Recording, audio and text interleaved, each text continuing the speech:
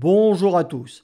Début mars, j'avais fait une vidéo sur un boîtier OBD dont plusieurs youtubeurs faisaient la pub et sur lequel il y avait beaucoup de commentaires négatifs sur le net. Alors je ne peux pas en citer le nom parce qu'à chaque fois on me fait sauter la vidéo. On va donc le nommer Carpati. Dans ma première vidéo, j'avais mis des extraits de 4 vidéos de youtubeurs. L'un d'entre eux m'avait fait un caca nerveux dans les commentaires.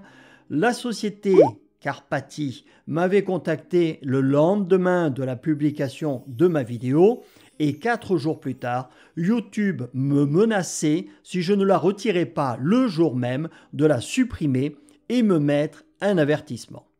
À savoir qu'au bout de 2 ou 3 avertissements, ils peuvent supprimer ta chaîne, voire ton compte, donc toutes tes chaînes pour ceux qui en ont plusieurs. C'est donc pas à prendre à la légère les avertissements de YouTube. D'habitude, lorsqu'il y a un dépôt de plainte, on me dit qui dépose plainte, quelle partie de la vidéo est concernée, et j'ai un délai pour déposer un recours. Tandis que là, rien du tout. Il fallait supprimer tout de suite, sans savoir pourquoi, sinon j'étais embastillé. J'ai donc fait une vidéo pour vous prévenir, puis en ai publié une nouvelle dans laquelle je vous dévoilais nos échanges de mails avec la société Carpati et vous donnais mon avis sur ce boîtier. Et vous aussi d'ailleurs aviez publié beaucoup d'avis qui étaient majoritairement négatifs. Donc, je ne vais pas citer leur nom et vous non plus ne le citez pas dans les commentaires ou bien dites Carpati, sinon je serai obligé de supprimer votre commentaire pour pas qu'il fasse sauter la vidéo.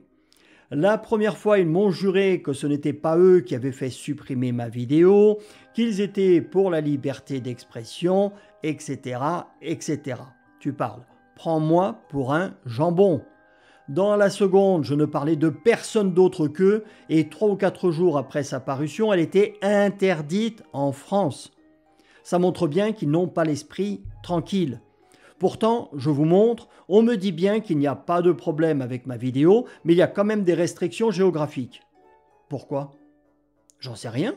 On me donne aucune explication. Ce qui ressort des commentaires, c'est que ce boîtier OBD marche bien sur les voitures allemandes, essentiellement les BMW, et pas très bien, voire pas du tout sur les autres. Pas de prix détaillé en première page de leur site. Il faut aller sur celle de la passation de commande pour le découvrir et aux surprises, le boîtier et les fonctions de base sont gratuits et ce sont les fonctions spécifiques à la marque qui sont payantes. Mais attendez, ne vous emballez pas, vous ne pouvez pas commander le boîtier gratuit tout seul. Bah oui, comme ça permet de te facturer 65 balles tous les ans, alors que si le boîtier avait été vendu 10 € et les fonctions 55, il ne te piquait plus que 55 € tous les ans. Par contre, il faut aller tout en bas de la page et cliquer sur les conditions de vente, puis les faire défiler jusqu'en bas pour découvrir que c'est un abonnement par tacite reconduction. Comme ça, la plupart des gens ne le sauront même pas puisqu'ils n'auront pas lu toutes les conditions de vente. Et si tu les as lues, eh bien tu ne te souviendras pas forcément que ton abonnement sera automatiquement reconduit. Et si tu oublies de le résilier, eh bien, tous les ans, ils vont te piquer 65 balles.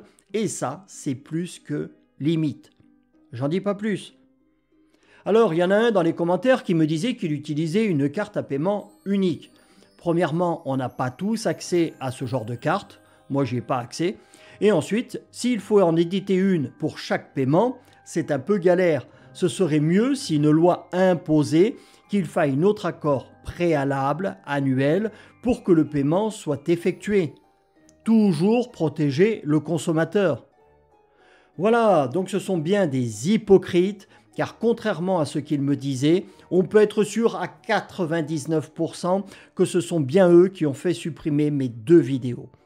Je ne leur en veux pas, mais assumez les mecs, portez-les vos coronesses, plutôt que d'agir comme des lâches, comme des pleutres. Vous êtes des moins que rien, et moi, si j'étais acheteur d'un boîtier OBD, eh bien je ne souhaiterais surtout pas faire affaire avec des gens qui n'assument rien. Et le fait qu'ils n'assument rien, c'est justement ce qui ressort de la plupart des commentaires sur le net. Voilà, donc je ne cite pas leur nom, je ne montre pas le produit, je ne montre pas leur site internet. On va voir si leur budget publicitaire sur Google et YouTube leur donne assez de pouvoir pour faire sauter celle-ci aussi de vidéo. En attendant, partagez-la, qu'un maximum de personnes la voient. Ça leur évitera peut-être des déconvenues avec cette marque. Salut à tous.